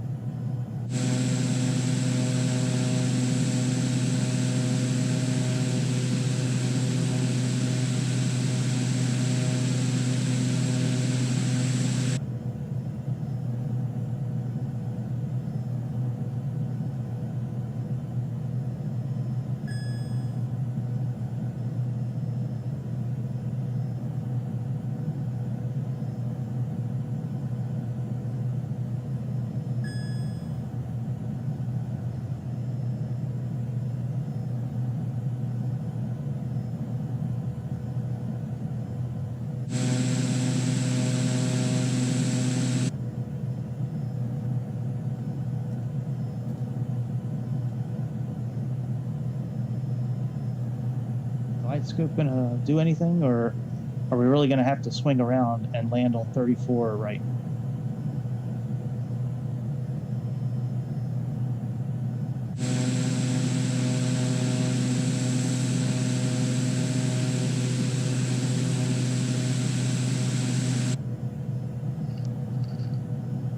Now here comes the glide scope. Okay. Here we go. Real life, they probably wouldn't have this torque all the way, but I was trying to slow down a little bit, and then it looked like we were getting ready to stall out. So, all right, glide scope is captured now. We can reduce our throttle a little bit.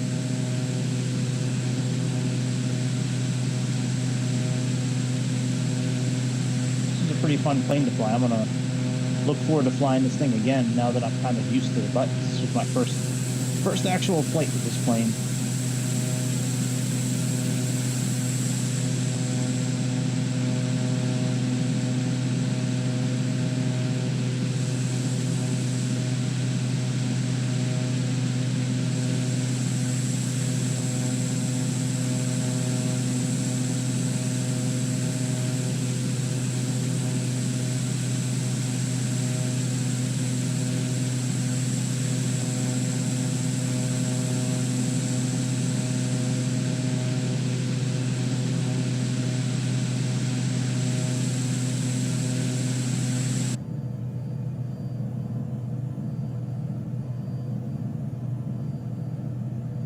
Go around and see if they have those guys with the sticks like Innsbruck does. I still find it very hard to believe that that's the only airport in this simulator that has those guys with the sticks.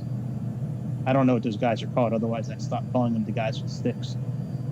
But that's what they are, guys with sticks.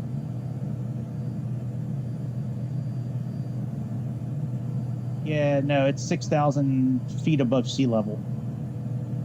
So Denver is nicknamed like the Mile High City because it's like a mile high up in the air.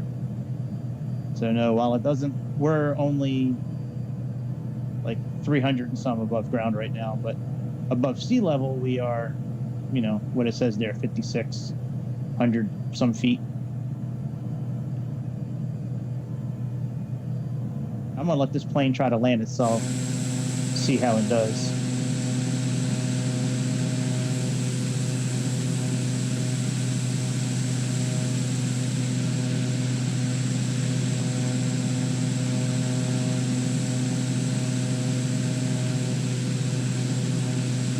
Good job. Whoa, Jesus Christ.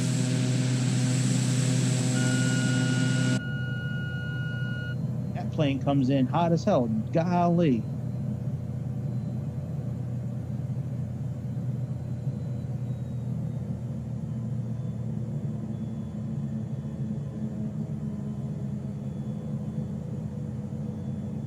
Come on, I'm running out of real estate. Come on, plane.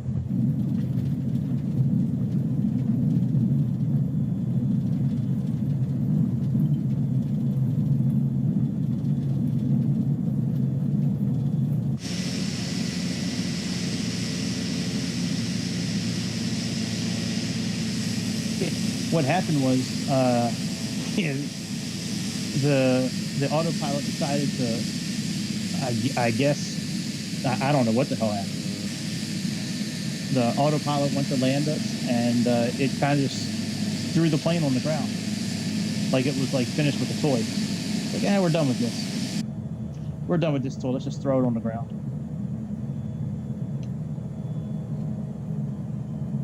Ground idle. Hey, and the screens went off. Wow. Even in this plane too. Maybe it's high density areas is the problem.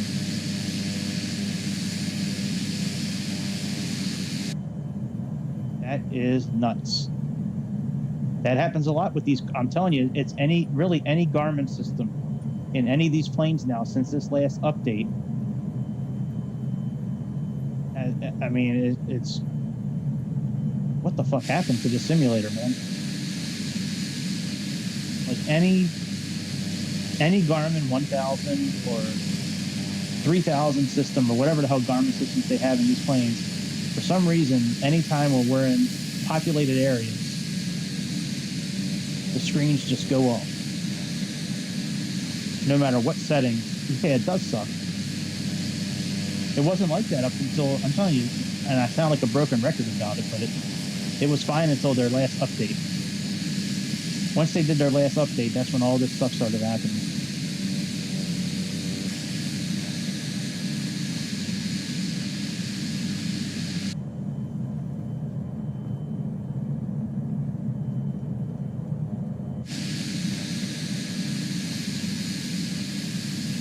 Let's go over to the terminals and see if there's any guys with sticks.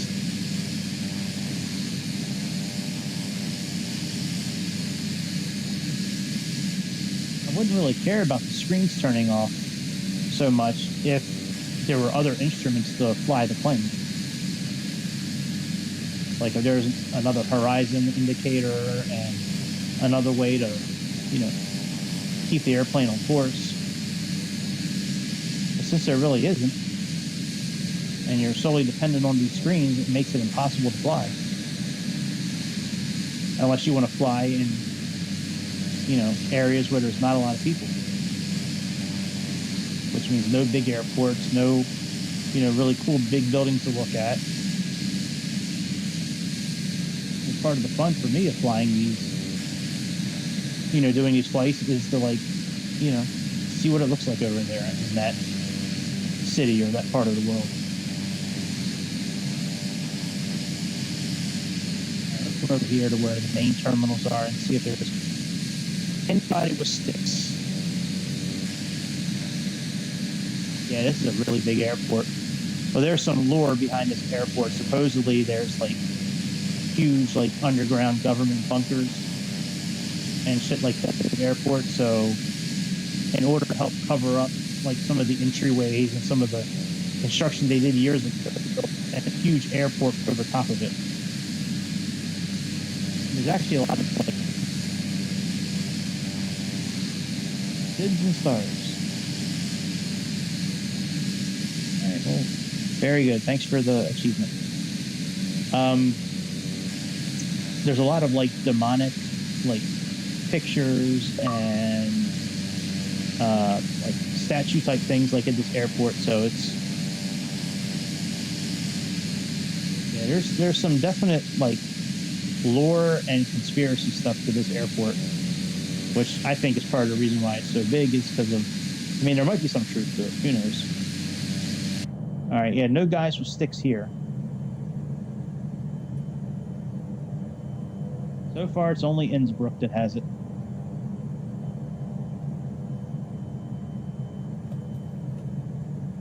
Yeah, I think they have 6 runways. Let me open up their chart, and I'll look at it, and then I'm going to jump off here. But yeah, they have... Actually, I can let me look it up a different way here. So, according to this, let's see here. Information. Let's see here. Yeah, they have 1, 2, 3, 4, 5, 6. Runway 35 left. Yeah, they do have 6 runways. 6 runways. That's a lot.